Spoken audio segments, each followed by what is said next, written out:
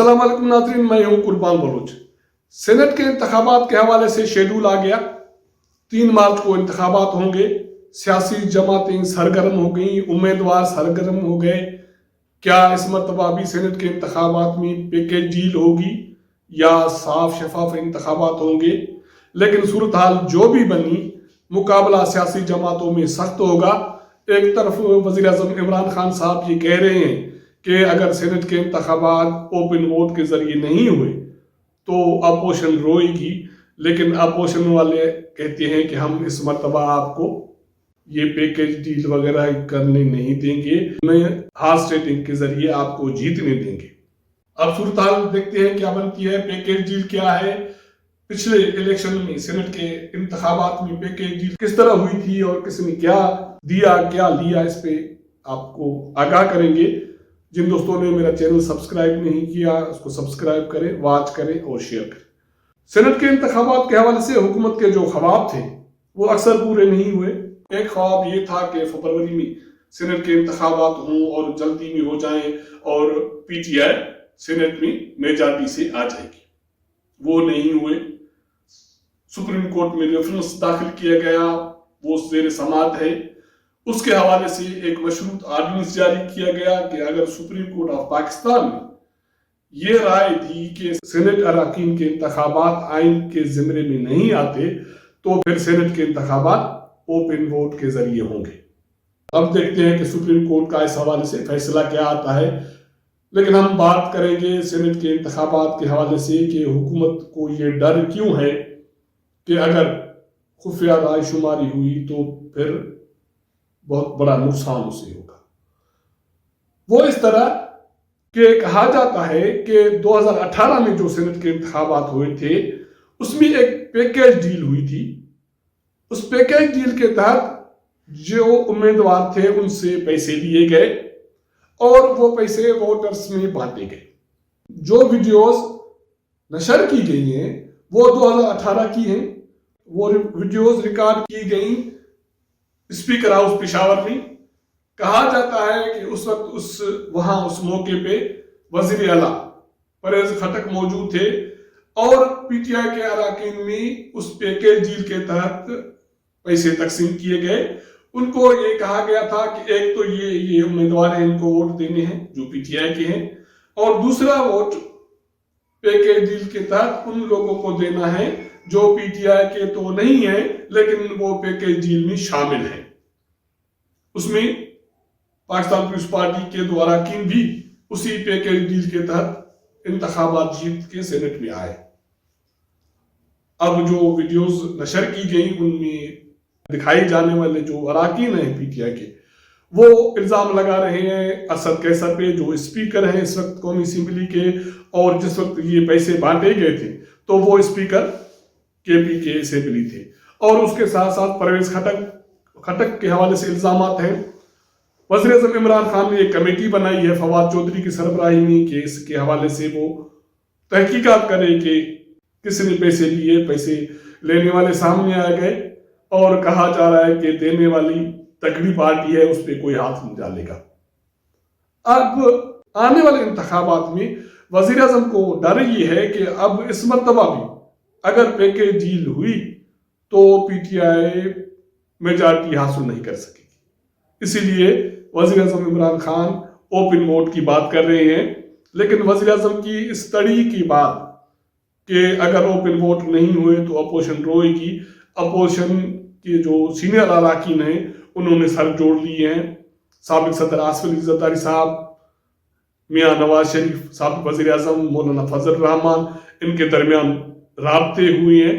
पिछले 2 दिन से उनके दरमियान तेजी से राब्ते बढ़ गए हैं और उसमें जो हिकमत अमली बनाई जा रही है वो ये है कि किसी भी सूरत में सेनेट में हार्स ट्रेडिंग को रोकना है और अपने उम्मीदवारों को जितवाना है। और इमरान खान जो ये धमकियां दे रहे हैं उनका उसको सबक सिखाना है। अब देखना यह है कि हार्स ट्रेडिंग होती है, पैसे तो लोग लिए फिर रहे हैं और कहा यह जा रहा है कि इस वक्त पिछले 2018 में जो रेट था वो 1 करोड़ था, अब 4 से 5 करोड़ रेट है। क्योंकि जब से ये बात खुली है تو اس کے ریٹ بھی بڑھ گئے ہیں. لیکن صورتحال جو بھی بنتی ہے، سیاسی جماعتوں نے اپنے امیدوار نامزد کرنا شروع کر دیے ہیں.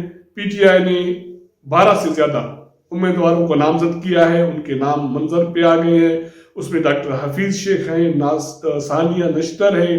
کہا یہ جا رہا ہے کہ 2018 میں جو پیکیج ڈیل ہوئی تھی، اگر وہی پیکیج ڈیل کی صورتحال سینٹ کے اس انتخابات میں ہوئی تو بہت خطرناک صورتحال بنے گی، کیونکہ میں بھی اس کے نتیجے میں جو انتخابات کا نتیجہ ہے وہ کچھ سیاسی جماعتیں قبول نہ کریں، اور اس کا سب سے زیادہ جو ڈر ہے وہ پی ٹی آئی کو ہے.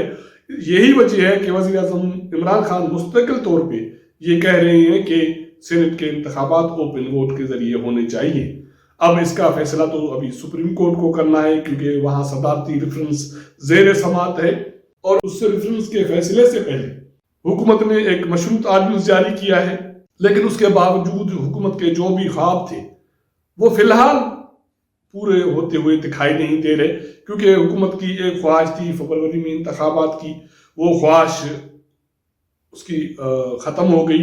اور دوسری بات یہ ہے کہ الیکشن کمیشن آف پاکستان ابھی بھی حکومت کی لائن ٹو کرنے کے بجائے اپنے اختیار کے تحت فیصلے کر رہی ہے، اور انہوں نے سینٹ کے انتخابات کے لیے شیڈول جو جاری کیا ہے اس کے تحت 3 مارچ کو انتخابات ہوں گے.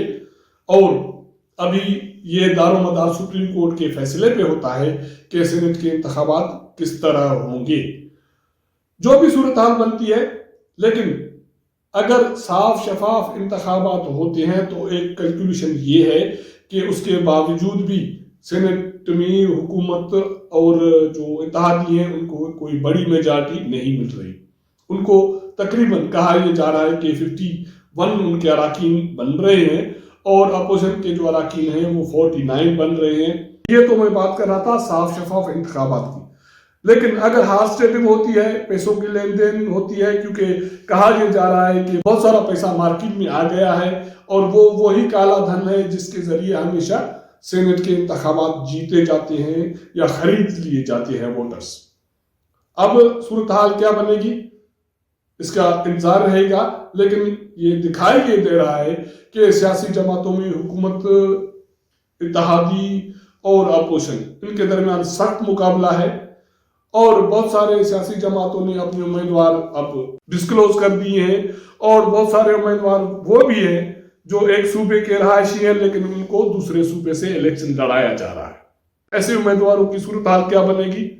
پی ٹی آئی کے جو ٹیکنوکریٹس امیدوار ہیں ان کی صورتحال کیا بنے گی؟